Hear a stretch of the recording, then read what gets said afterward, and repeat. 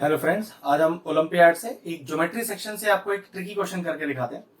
Question क्या है कि एक फिगर गिवन है सर्कल, जिसका हमें रेडियस फाइंड आउट करना है, मतलब find the radius of a circle question है। और हमें क्या क्या दिया है, देखो एडी 4 सेंटीमीटर दिया है, एबी 6 सेंटीमीटर दिया है, बीसी 2 सेंटीमीटर दिया है, और ये एंगल 1 एंगल 2, मतलब इस एंगल और इस एंगल की बात चल रही है। ये दोनों के दोनों आपको राइट एंगल दिए हैं और कह रहा है कि find the radius of the circle. अब छोटे मोटे कंस्ट्रक्शन करने हैं हमें इस क्वेश्चन में, और ये ध्यान रखिएगा ओलंपियाड लेवल के क्वेश्चन कर रहे हैं तो आसान तो नहीं होगा, ट्रिकी तो होगा ही होगा। अब कंस्ट्रक्शन क्या है, इस सीबी को एक्सटेंड करिए, इस सीबी को एक्सटेंड करिए ई तक, फिर इस एबी को एक्सटेंड करिए एफ तक। और कंस्ट्रक्शन क्या है वो देखिए, मैं एक लाइन ड्रॉ करता हूं डी से जो बिल्कुल पैरेलल है ए एफ के, और नाम दे देते हैं इसका, मान लीजिए डीजी, और एक नाम यहां दे देते हैं एच। अब देखने वाली बात यह है, ये 90 डिग्री है, 290, तो ये समझ लीजिए 3v90 लीनियर पेयर से। और ये जो हमने कंस्ट्रक्शन डीजी किया है वो इस तरह से किया है कि ये एबी के बिल्कुल पैरेलल हो जाए, तो एंगल 190, तो कह सकते हैं कि ये एंगल 390। इसी तरह से ये 490 है तो ये 5b90, और कह सकते हैं कि A B H D is a rectangle, और अगर एक रेक्टेंगल है तो अपोजिट साइड्स बराबर हो गई इसकी।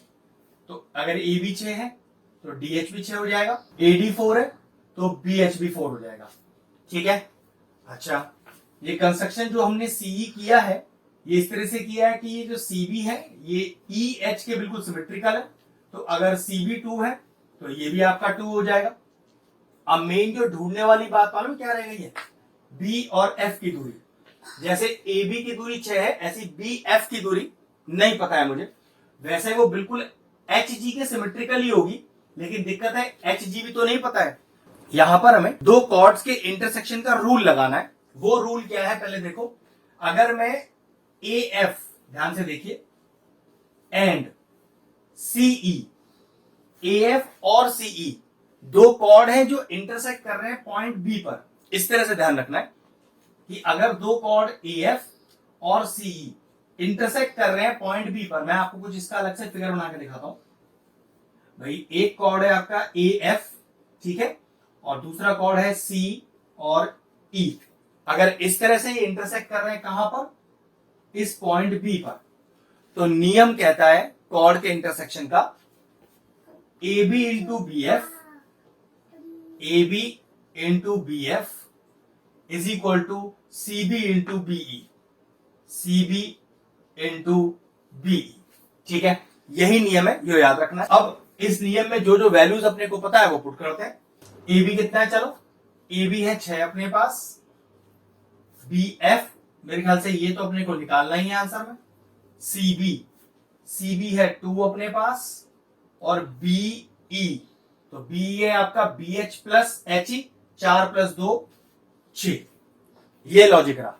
अब देखो 6 से 6 कैंसिल आउट हो गया, तो बी एफ का दूरी कितना आ गया, 2 सेंटीमीटर। तो ये लीजिए यहां पर 2 आ गया। ठीक है, अब ध्यान से देखना मैं क्या लॉजिक लगाने वाला हूं। मैं इस डी एफ को ज्वाइन कर रहा हूं, ध्यान से देखिएगा, मैं इस डी एफ को ज्वाइन कर रहा हूं। वैसे डॉटेड ही ज्वाइन करना चाहिए था क्योंकि ये मेरा कंस्ट्रक्शन का पार्ट है। ठीक है, अब किस चीज की जरूरत रह गई और किसकी जरूरत हट गई वो मैं दिखाता हूं आपको। इन सब का जरूरत खत्म हो चुका है, क्यों अभी पता चल जाएगा। देखो आपको ये सब हटा लो, यहां से कोई जरूरत नहीं है इसका। मेन इस चीज पर ध्यान रखो, क्या एंगल 190 है, बिल्कुल एंगल 190 है, क्वेश्चन में ही गिवन था। और ये एंगल 1 क्या सर्कल की बाउंड्री को टच कर रहा है, बिल्कुल टच कर रहा है। तो ध्यान रखना, ये जो डीएफ लाइन मैंने अभी ड्रॉ की है ये डायामीटर ही होगी। देन मैंने लिखा then DF is a diameter. इसको मैं आपको प्रॉपरली समझाता हूं कि अगर एक सर्कल में एक डायामीटर बना होता, ठीक है, अगर एक सर्कल में एक डायामीटर बना होता तो उस डायामीटर पे बनने वाला ट्राइंगल जो सर्कल की बाउंड्री को टच कर रहा हो हमेशा 90 डिग्री होता। ठीक है, इसको मैं और लॉजिकली आपको समझा देता हूं। अगर मेरे पास एक सर्कल होता जिसमें एक डायामीटर मेरे पास पहले से ही मौजूद होता, मान लीजिए ए बी वो डायामीटर है, और ओ उसका सेंटर है, पक्की बात है डायमीटर पे सेंटर होगा। तो इस डायमीटर में बनने वाला कोई भी ट्राइंगल जो सर्कल की बाउंड्री को टच कर रहा है, मान लीजिए ए सी बी, तो नियम कहता है ये सी 90 डिग्री ही होगा। रीजन होता है angle in a semi circle, मतलब डायमीटर सर्कल को दो हिस्सों में डिवाइड करता है, दो सेमी सर्कल्स में। तो उस सेमी सर्कल में बनने वाला कोई भी ट्राइंगल, बस नियम ये होना चाहिए कि वो ट्राइंगल सर्कल की बाउंड्री को टच कर रहा हो, तो वो 90 डिग्री होगा।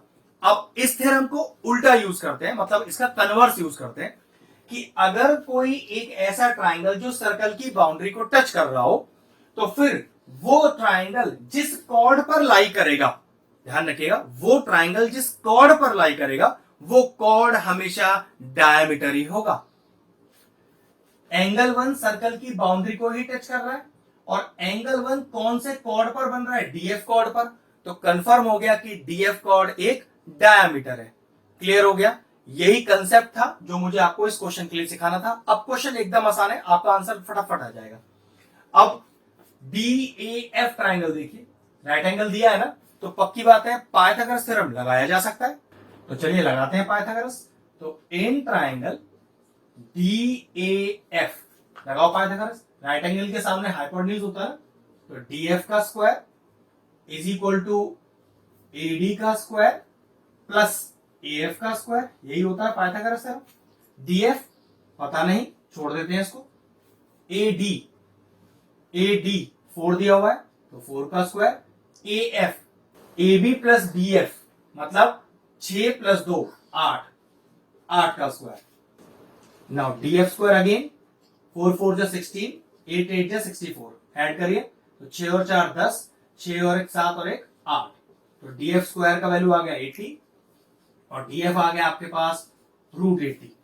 अब √80 है तो आराम से स्प्लिट हो सकता है, तो देखो DF की वैल्यू में क्या लिख दूं यहां पर, √80 को स्प्लिट करके 2 2 जा 4 2 जा 8 2 जा 16 इंटू 5, तो ये हो गया आपके पास √80। अब रूट के अंदर जिसका पेयर बन रहा हो वो रूट से बाहर कर दो, 2 का पेयर रूट से बाहर, 2 का पेयर रूट से बाहर, इस 5 का कोई पेयर नहीं है, ये रूट के अंदर ही रहेगा। तो कह सकते हैं ये जो DF है उसका वैल्यू कितना आ गया, 4√5 सेंटीमीटर।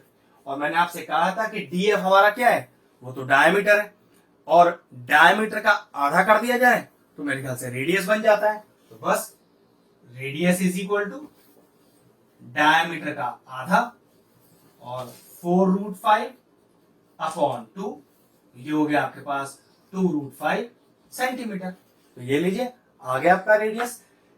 बस क्वेश्चन में जो कंस्ट्रक्शन किया गया और जिस तरह का लॉजिक लगाया गया उस पर ध्यान रखना है, जो प्रॉपर्टीज मैंने यूज की उसका ध्यान रखना है। बस क्वेश्चन फिनिश हुआ, वीडियो फिनिश करते हैं।